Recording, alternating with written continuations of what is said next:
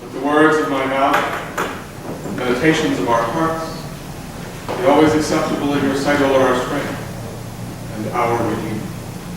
Amen. Please be seated.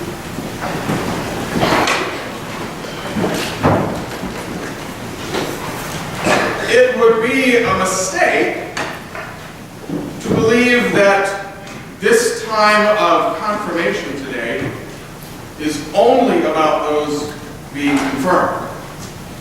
It's actually about all of us. Yes, we're going to have some folks stand up here before you, me, God, and the church, and profess their faith in their Redeemer. And that is an act that could be very dangerous in many parts of our world.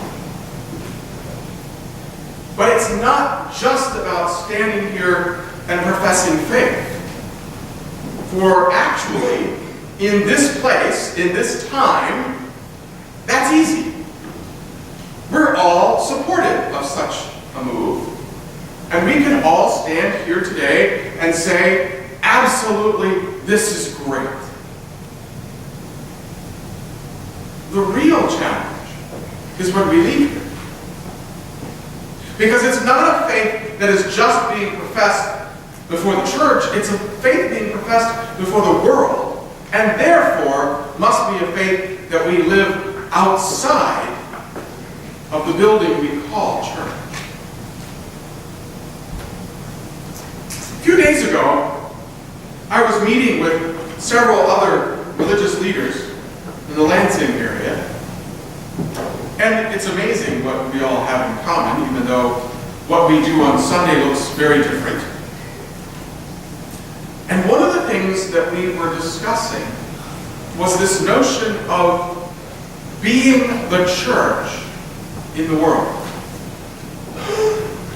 And it was very interesting how quickly the conversation got somewhat confused when some people were talking about the church, this building, and others of us were talking about the church, you and me, out in the world.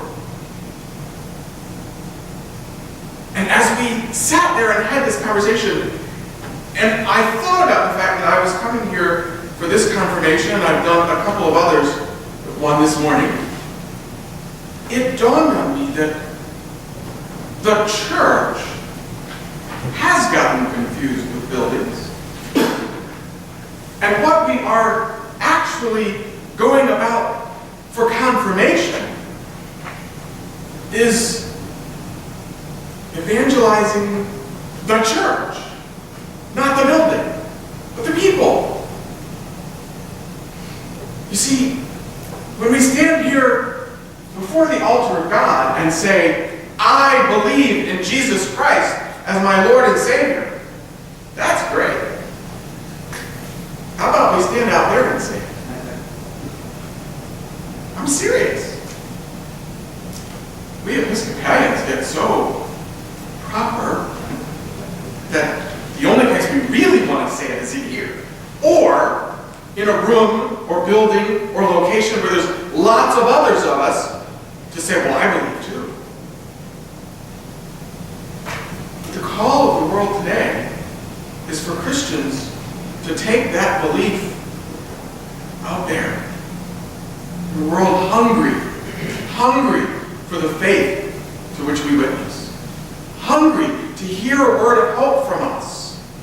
Hungry for people to be faithful and proud to stand and say, I believe in Jesus Christ as my Lord and Savior.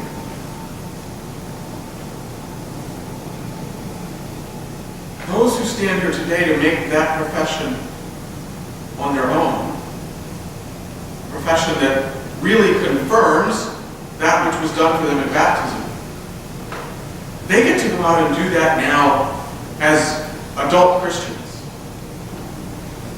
But they need to know that you're with them.